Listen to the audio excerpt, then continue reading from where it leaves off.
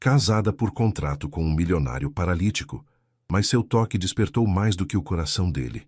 Ela acreditava que seria só um acordo, até sentir o impossível acontecer. A sala no 30º andar da Avenida Faria Lima era um santuário de minimalismo e poder. Vidro, aço escovado e um silêncio que o ar-condicionado central apenas tornava mais denso. Helena Rossi sentia-se pequena na cadeira de couro italiano, as mãos suadas apertando a alça de sua bolsa gasta. Do outro lado da mesa de mogno, o Dr. Almeida, advogado da família Montenegro, a encarava por cima dos óculos de aros finos, seus olhos impassíveis como os de um juiz. Fora da janela panorâmica, São Paulo se estendia, uma selva de concreto cinza, sob um céu igualmente pálido, a garoa fina começando a borrar os contornos dos arranha-céus. Era um mundo distante, um universo de riqueza e influência, que Helena só conhecia pelos jornais. Senhorita Rossi, começou o doutor. Almeida, sua voz tão polida e fria quanto o mármore do chão. Agradeço sua presença. Serei direto, pois o tempo de meu cliente é, como o meu, extremamente valioso. Ele empurrou uma pasta de couro na direção dela. Helena hesitou antes de abri-la. Dentro, um contrato detalhado, com cláusulas e termos que faziam sua cabeça girar. A situação de sua mãe é delicada, nós sabemos. O Hospital Sírio-Libanês nos forneceu a estimativa dos custos para o tratamento experimental. Ele fez uma pausa, deixando o peso daquelas palavras assentar no ar. São cifras que, para a maioria das pessoas, são inatingíveis. Helena engoliu em seco, o nó em sua garganta apertando. Inatingíveis era um eufemismo. Era o preço de um planeta inteiro. Ela tinha trancado a faculdade de fisioterapia, estava trabalhando em 2 empregos e mal conseguia pagar o aluguel do pequeno apartamento que dividia com a mãe doente. O que vocês querem de mim? Ela sussurrou, a voz trêmula. Meu cliente, o Sr. Arthur Montenegro, precisa de uma esposa, disse o advogado sem rodeios. Um casamento de fachada com duração de 1 ano. Você viverá na residência dele, atuará como sua esposa em eventos sociais esporádicos e manterá uma discrição absoluta sobre a natureza do nosso acordo. Em troca, a Montenegro Corp arcará com a totalidade do tratamento de sua mãe, incluindo todos os custos hospitalares, medicação e cuidados posteriores. Além disso, ao final do contrato de 1 ano, você receberá uma compensação financeira que garantirá seu futuro e o dela. Helena piscou, incrédula. Casamento? Com um Montenegro? O nome era lendário. Arthur Montenegro, o gênio dos negócios que, 1 ano atrás, havia desaparecido das manchetes após um acidente terrível que o deixou. Ela estremeceu. Por que eu? Foi tudo o que conseguiu perguntar. Eu não sou ninguém. Vocês poderiam ter qualquer uma. Precisamente, respondeu o Dr. Almeida. Você não é ninguém. Você é uma jovem com uma reputação impecável, sem ligações com o nosso círculo social, o que evita complicações e especulações. E mais importante, você tem uma motivação poderosa e inquestionável. Isso garante sua lealdade e seu silêncio. Era cruel, humilhante e totalmente transacional. Eles haviam investigado sua vida, dissecado sua dor e a estavam usando como uma alavanca. Uma onda de raiva misturada com desespero subiu por seu peito. Mas então, o rosto pálido e sofrido de sua mãe surgiu em sua mente. O som da respiração dela, fraca e difícil durante a noite. O medo em seus olhos. Helena olhou para a caneta ao lado do contrato. Era um objeto simples, mas parecia pesar 1 tonelada. Assinar aquele papel significava vender 1 ano de sua vida, sua dignidade, em troca da única coisa que importava no mundo. Com a mão tremendo, ela puxou o contrato para perto. Cada cláusula parecia um elo de uma corrente. Cláusula de confidencialidade, cláusula de comportamento, cláusula de rescisão. Era uma prisão de papel. Eu aceito, disse ela, a voz saindo mais firme do que se sentia. O som da própria decisão ecoou na sala silenciosa, selando seu destino. A cobertura dos Montenegro no bairro do Morumbi era menos um lar e mais uma fortaleza de vidro e silêncio. O elevador privativo abriu diretamente em um hall de entrada vasto, com um pé direito duplo e uma parede inteira de vidro que oferecia uma vista espetacular e impessoal da cidade. O ar era frio, com um cheiro fraco de antisséptico, sob o luxo discreto dos móveis de design. Não havia fotos de família nem objetos pessoais, apenas arte moderna e superfícies impecavelmente limpas. Helena foi recebida por uma governanta de uniforme sóbrio, uma senhora chamada Lúcia, cujos olhos continham uma mistura de pena e profissionalismo. "O Sr. Arthur a aguarda na biblioteca", disse ela, guiando Helena por um corredor que parecia um corredor de museu.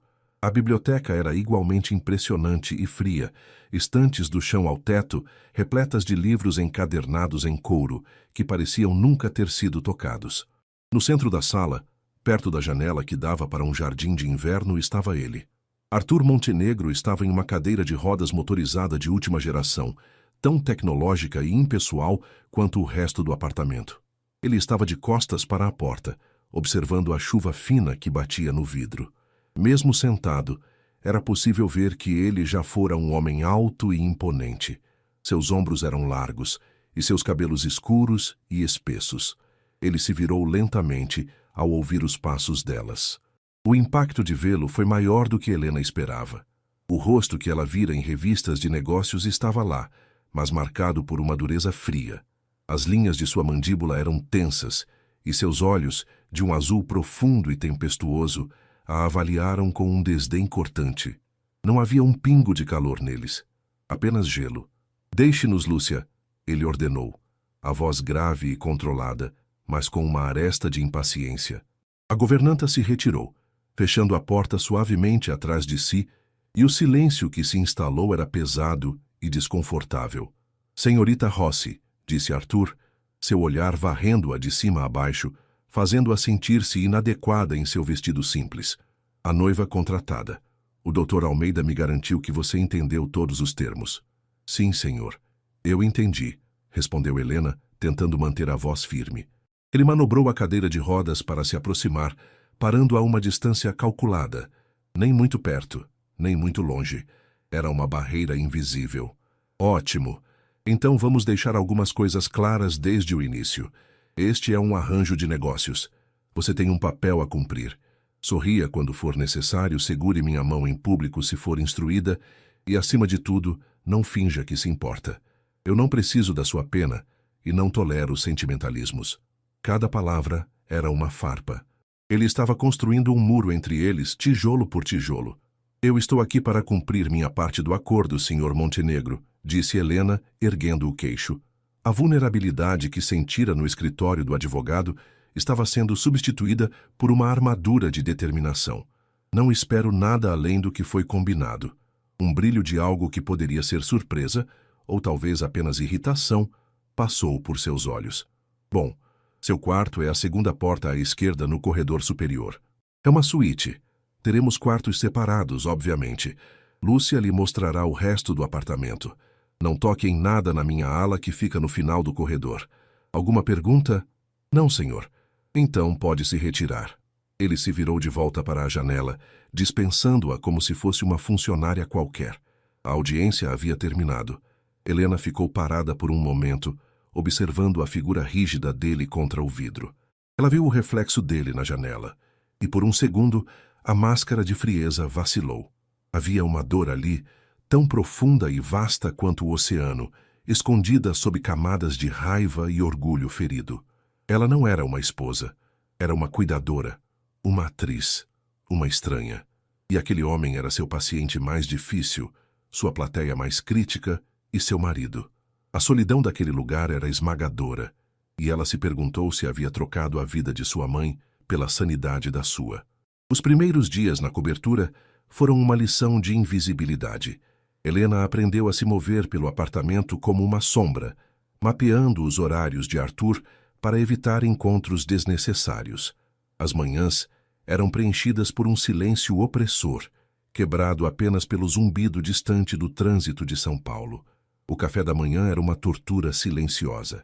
Sentavam-se em extremidades opostas de uma mesa de jantar de vidro para 10 pessoas, servidos por Lúcia, que se movia com uma eficiência discreta. Arthur nunca olhava para Helena. Seus olhos estavam fixos em um tablet, onde lia notícias do mercado financeiro, ou simplesmente na vista infinita da cidade, sua expressão indecifrável. Helena passava a maior parte do tempo em sua suíte, que era maior que seu antigo apartamento. Tinha uma pequena varanda, de onde ela observava a cidade viver uma vida da qual ela não fazia mais parte. Ela ligava para o hospital todos os dias, e as notícias eram um bálsamo e um lembrete constante do preço que estava pagando. Sua mãe havia iniciado o tratamento, e os médicos estavam otimistas. Cada relatório positivo era uma justificação para a sua presença naquela gaiola de ouro. Foi em uma tarde chuvosa de terça-feira que Helena viu pela primeira vez a rotina de fisioterapia de Arthur. Ela estava passando pelo corredor que levava à academia privativa do apartamento quando ouviu vozes. A porta estava entreaberta. Curiosa, ela espiou. Um fisioterapeuta, um homem de meia idade com uma expressão de tédio profissional, movia passivamente os membros de Arthur, que estava deitado em uma maca. "Vamos lá, Arthur, mais uma série", dizia o homem com um entusiasmo forçado. Arthur encarava o teto, o maxilar travado, o rosto uma máscara de resignação. Ele não participava, ele apenas suportava. Era um processo mecânico, desprovido de qualquer engajamento ou esperança. Helena, com seus anos de estudo, sentiu uma pontada de frustração. Aquilo não era terapia, era manutenção. O profissional estava apenas cumprindo um protocolo, sem tentar estabelecer uma conexão neuromuscular, sem desafiar os limites, sem engajar a mente de Arthur no processo. Ele estava tratando um corpo, não uma pessoa. Naquela noite, Helena não conseguiu dormir. As imagens da sessão de fisioterapia passavam em sua mente. Ela se levantou e foi até a mala onde guardara alguns de seus livros da faculdade. Folheou as páginas, relendo sobre lesões medulares, neuroplasticidade e as mais recentes técnicas de reabilitação. Uma ideia começou a se formar, uma semente de propósito em meio à sua existência vazia. Era arriscado, uma violação direta das regras não ditas daquele lugar. Mas vê-lo simplesmente desistindo, sendo tratado como um objeto quebrado, despertou algo dentro dela. Não pena, mas uma indignação profissional. No dia seguinte, ela esperou. Observou-o na biblioteca, frustrado ao tentar pegar um livro de uma prateleira um pouco mais alta, a raiva brilhando em seus olhos antes que ele se rendesse.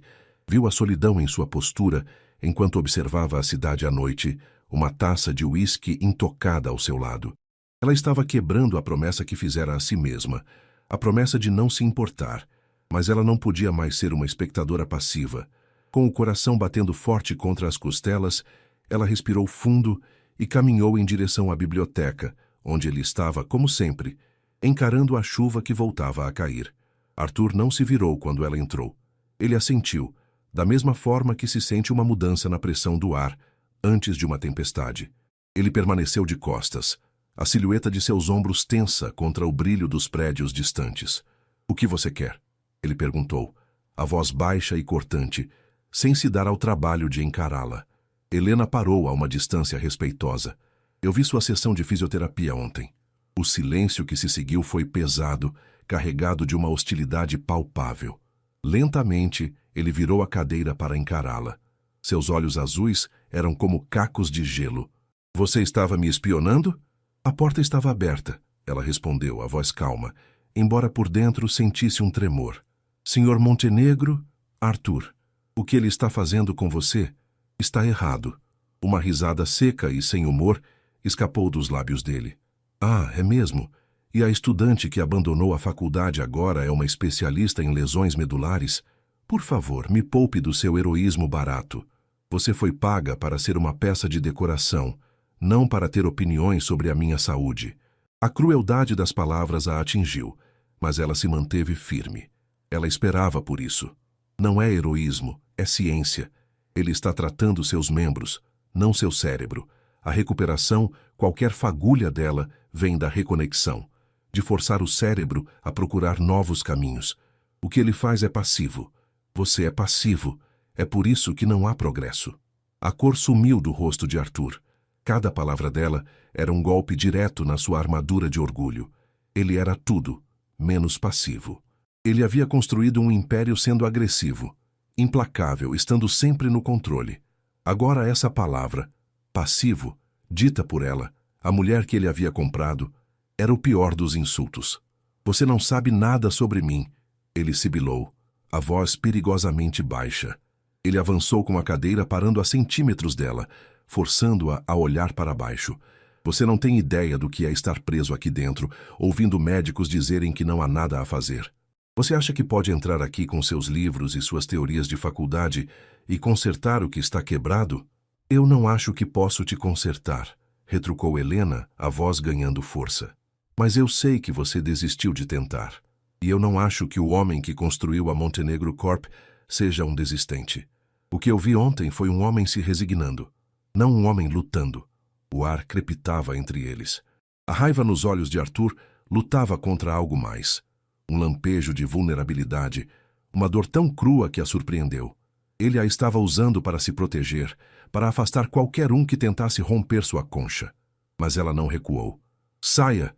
Ele ordenou, a mandíbula tão tensa que parecia que ia quebrar. Saia daqui, agora. E se você se atrever a tocar nesse assunto novamente, nosso contrato acaba. Acha que sua mãe sobreviveria a isso? A ameaça pairou no ar, feia e definitiva. Helena sentiu o chão sumir sob seus pés. Ela havia ultrapassado um limite.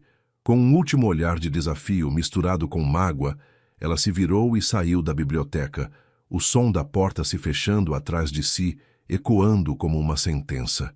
Arthur ficou sozinho, o coração martelando contra as costelas, a respiração ofegante.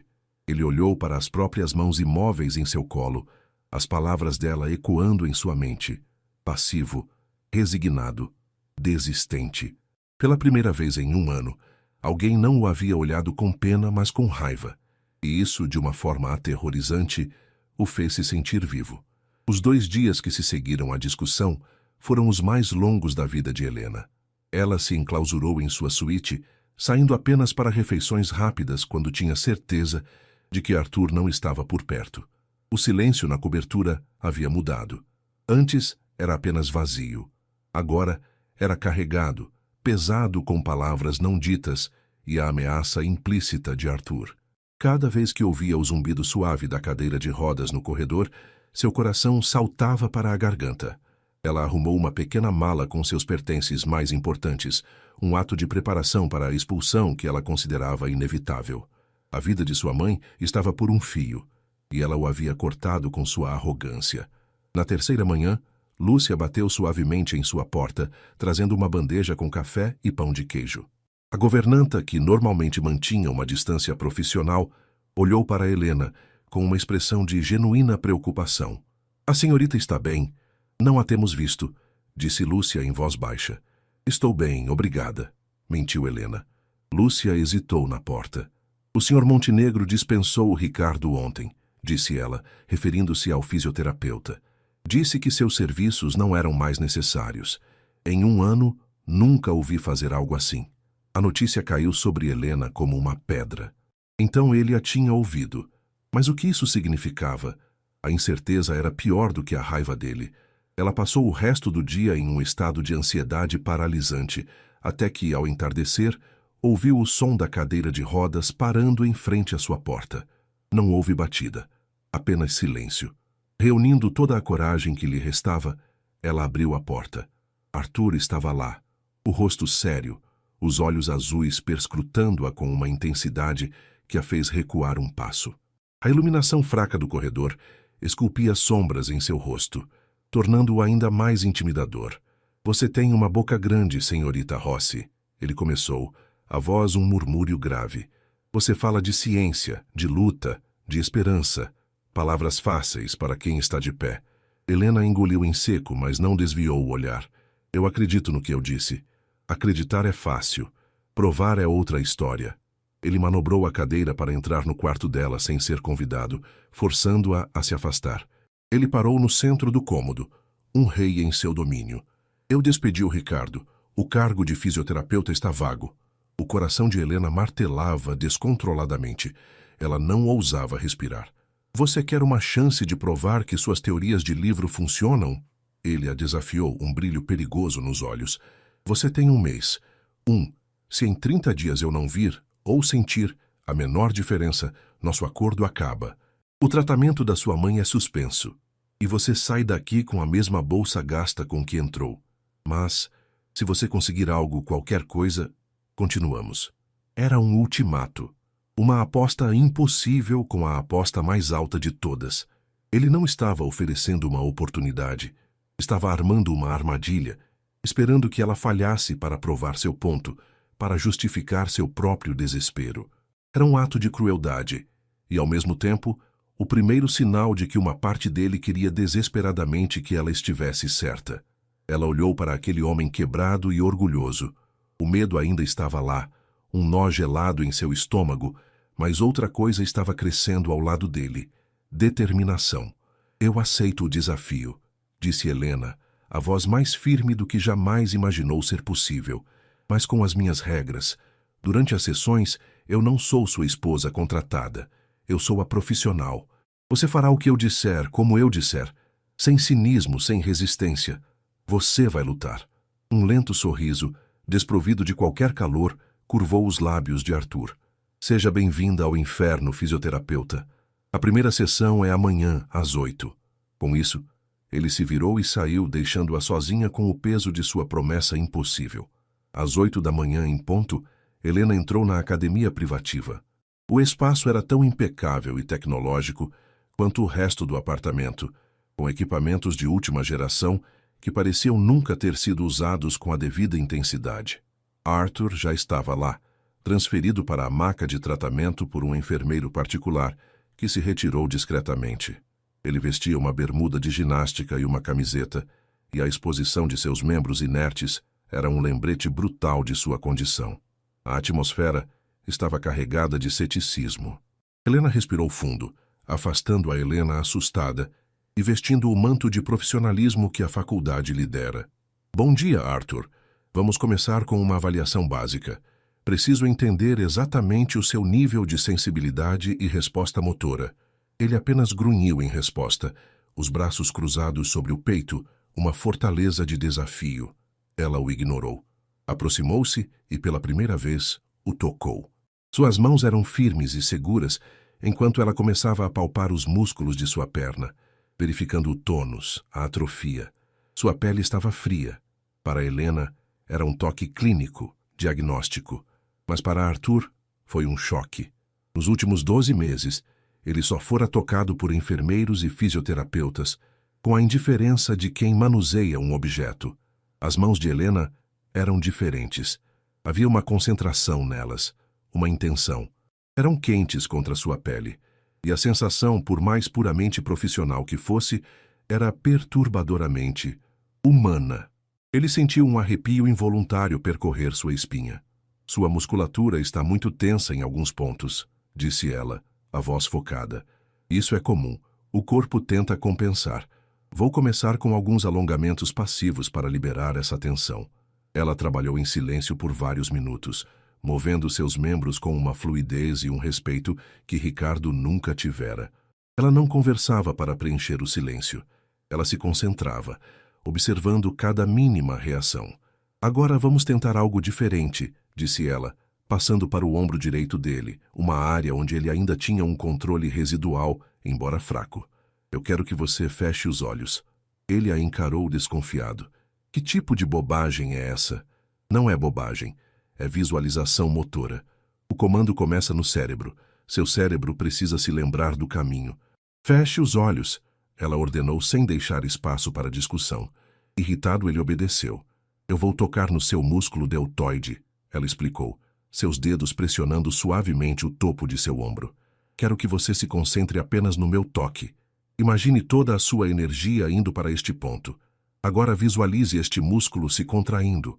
Não tente mover o braço. Apenas contraia o músculo. Envie o comando, de novo e de novo. Envie o comando, Arthur. Ele se sentiu ridículo. Era inútil. Um truque mental estúpido. Ele tentou apenas para provar que ela estava errada, concentrando-se com uma fúria silenciosa. Mova-se. Contraia. Nada. Ele abriu a boca para soltar um comentário sarcástico. E então, aconteceu.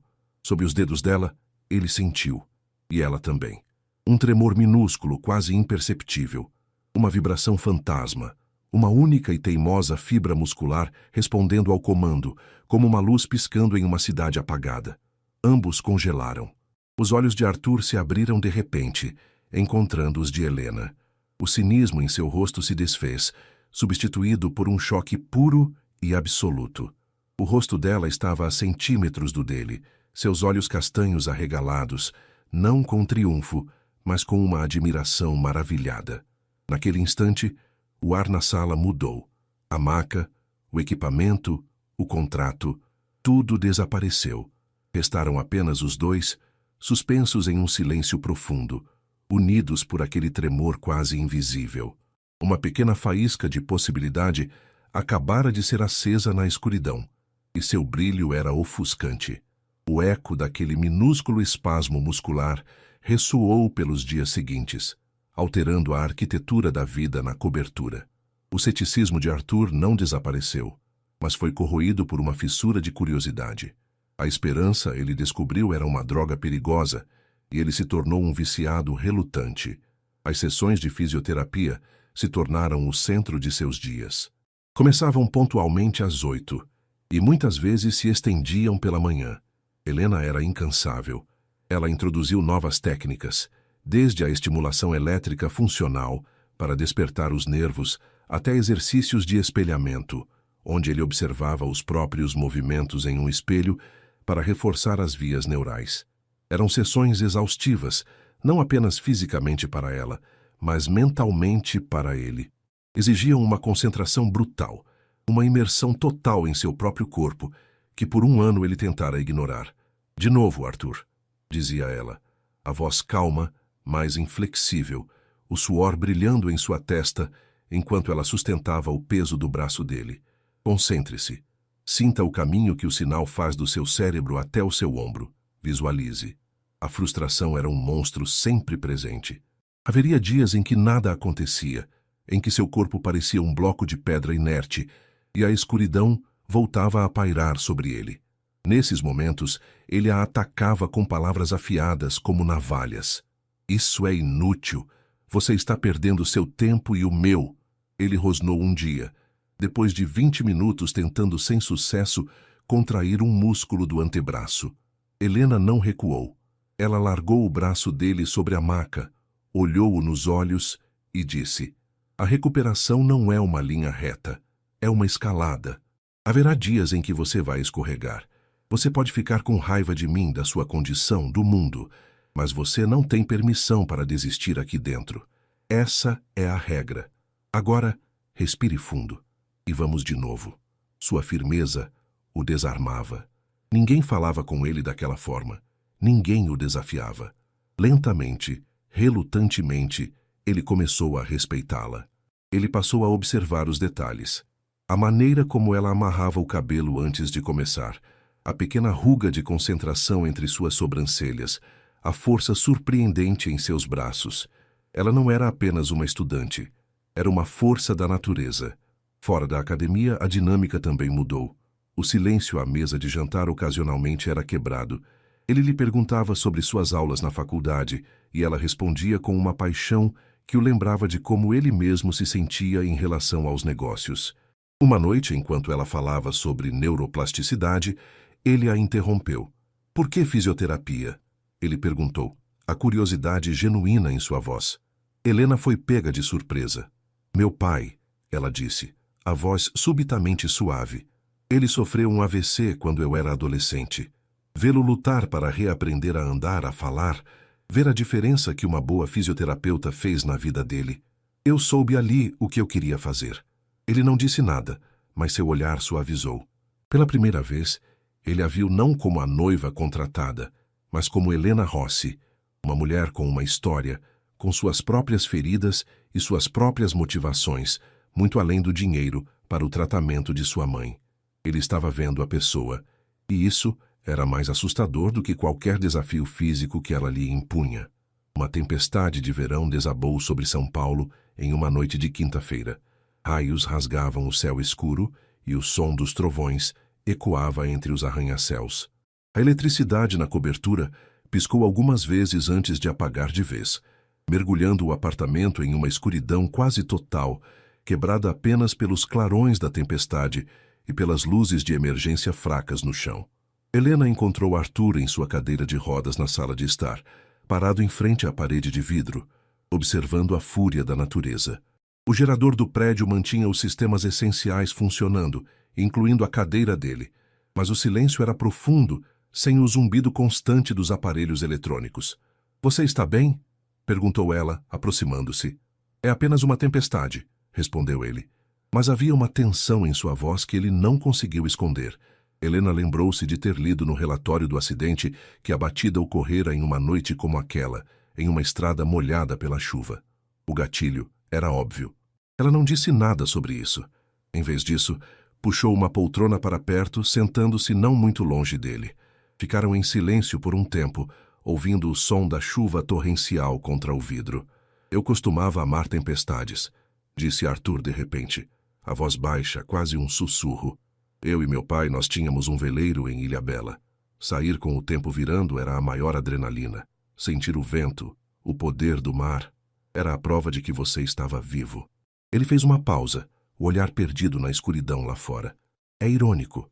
A coisa que mais me fazia sentir vivo foi a mesma que tirou tudo de mim. Era a confissão mais pessoal que ele já fizera." Helena sentiu o peso daquela dor, a nostalgia de uma vida que não existia mais. Ela não ofereceu palavras vazias de consolo. Em vez disso, ela compartilhou sua própria vulnerabilidade. "Quando a energia acaba, eu sempre penso na minha mãe", disse ela, a voz suave. "Penso no monitor do hospital, nos aparelhos que a mantêm estável. O medo de que eles parem de funcionar é um pânico frio." Arthur virou a cabeça para olhá-la na penumbra. O brilho de um relâmpago distante iluminou o rosto dela, e ele viu a trilha de uma lágrima silenciosa em sua bochecha. Naquele momento, as barreiras de dinheiro, de contrato, de condição física desmoronaram. Eram apenas duas pessoas, presas na escuridão por seus próprios medos, encontrando um estranho conforto na presença um do outro.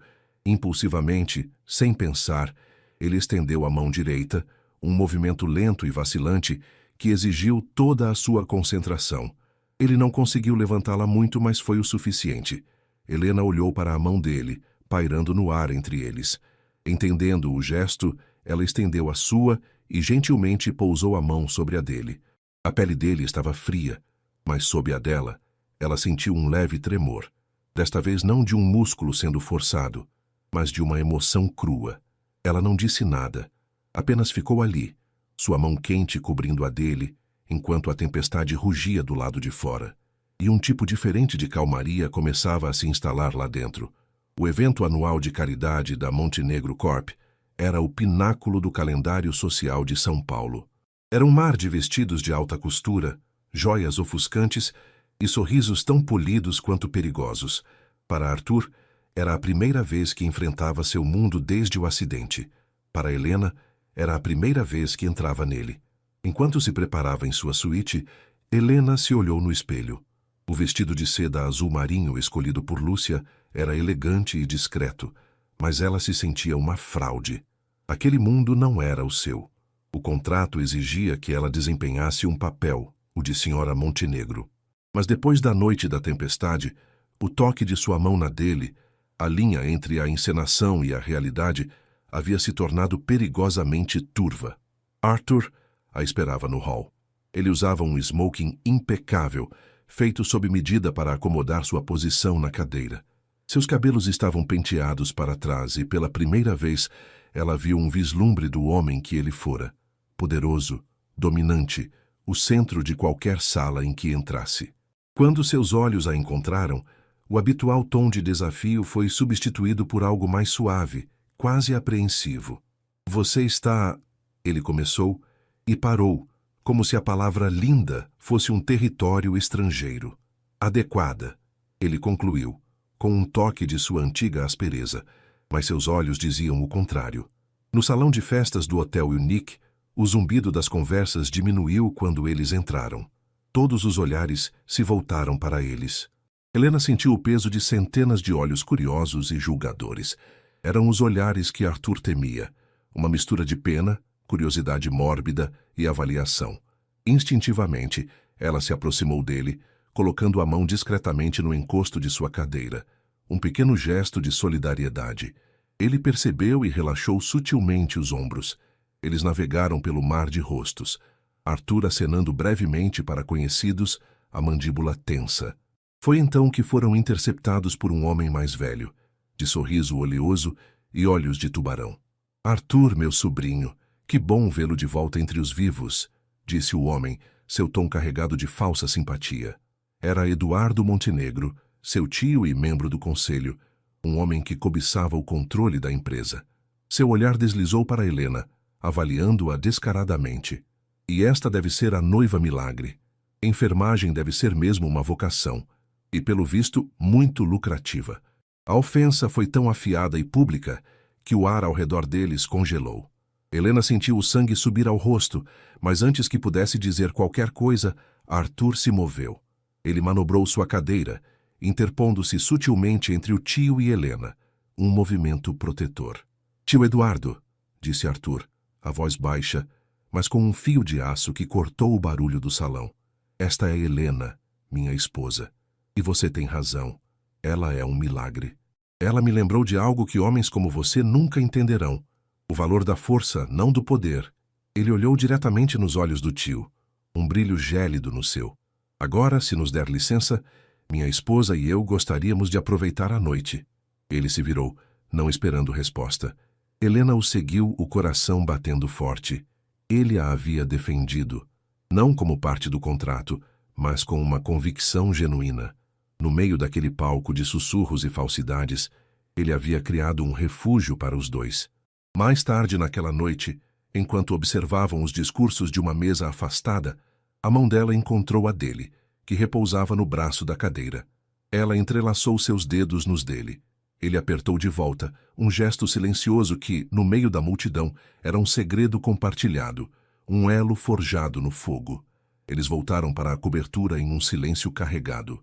A adrenalina da noite havia passado, deixando para trás uma intimidade nova e frágil. A fachada pública havia se dissolvido, e agora, na quietude do apartamento, a realidade de sua situação parecia mais gritante do que nunca. Foi Helena quem quebrou o silêncio enquanto estavam na sala de estar, a cidade brilhando silenciosamente abaixo deles. Obrigada, disse ela em voz baixa, pelo que você disse ao seu tio. Ele não tinha o direito, respondeu Arthur, o olhar fixo na vista. O que existe entre nós, seja lá o que for, não é da conta dele. A frase seja lá o que for pairou no ar. Era tudo. O acordo, a fisioterapia, a mão dela na dele durante a tempestade, a frente unida no salão de festas. Helena respirou fundo. O mês acaba amanhã, Arthur. Ele se virou para ela, o rosto sério. O desafio de 30 dias. Parecia ter acontecido em outra vida. Eu sei, disse ele. Minha mãe está melhor, continuou Helena, a voz ganhando força. Os médicos estão falando em alta para cuidados em casa em alguns meses. O tratamento funcionou. O que quer que aconteça, eu nunca vou esquecer o que você fez por ela. Havia uma finalidade em sua voz, como se estivesse fechando um capítulo. O medo, frio e irracional, agarrou Arthur. Ela estava se despedindo. Agora que sua parte do acordo estava essencialmente cumprida, ela iria embora? A ideia de voltar ao silêncio, àquela fortaleza de gelo, mas agora com a memória do calor dela, era insuportável. Eu preciso te mostrar uma coisa, disse ele abruptamente. Ele a guiou até seu escritório, um cômodo que ela nunca havia entrado. Ele parou em frente à sua mesa maciça e, com um movimento do queixo, indicou uma pasta de couro, a mesma pasta que o Dr. Almeida lhe mostrara no primeiro dia. O contrato de casamento. Pegue, ele ordenou. Com as mãos trêmulas, Helena pegou a pasta e a abriu sobre a mesa. Ali estavam as cláusulas, as assinaturas, a prova em papel de sua transação. Aquele contrato foi assinado por um homem amargo e quebrado, disse Arthur, a voz rouca de emoção. Um homem que acreditava que a única coisa que podia oferecer era dinheiro. Ele precisava de uma esposa para proteger seu império, mas o que ele não sabia era que precisava de alguém para salvar sua vida. Não o corpo, Helena, a vida. Ele se aproximou, sua cadeira parando ao lado dela. Você cumpriu cada cláusula, mas você também quebrou todas as regras. Você não fingiu, você se importou. Você lutou comigo e por mim. Você me tocou e despertou algo que eu pensei que estava morto para sempre. E não estou falando de um músculo no meu ombro. Lágrimas brotaram nos olhos de Helena enquanto ela o ouvia. Rasgue, disse ele. Ela o encarou, chocada. O quê? Rasgue o contrato, repetiu ele, os olhos azuis, antes tão gelados, agora ardendo com uma vulnerabilidade avassaladora. Eu não quero mais uma esposa contratada. Aquele acordo acabou, mas eu estou te pedindo para ficar. Não por causa da sua mãe, não por dinheiro, e não por um ano, mas porque esta fortaleza só se tornou um lar quando você entrou nela. Helena olhou do rosto dele para o papel em suas mãos. Aquele documento era a fonte de sua segurança, mas também o símbolo de sua prisão. Com um movimento decidido, ela pegou a primeira página e a rasgou ao meio, depois a outra e a outra, até que tudo o que restava eram pedaços de papel espalhados sobre a mesa de mogno. Ela se virou para ele, as lágrimas agora correndo livremente. Inclinando-se, ela fez algo que nunca havia feito antes. Ela o beijou. Não foi um beijo de paixão avassaladora, mas de profunda ternura e aceitação. Um beijo que selava não um contrato de negócios, mas o início de uma promessa real. A jornada deles estava longe de terminar. A recuperação seria longa e cheia de obstáculos. Mas, pela primeira vez, eles não estavam sozinhos. Eles tinham um ao outro. E isso era mais forte do que qualquer contrato já escrito.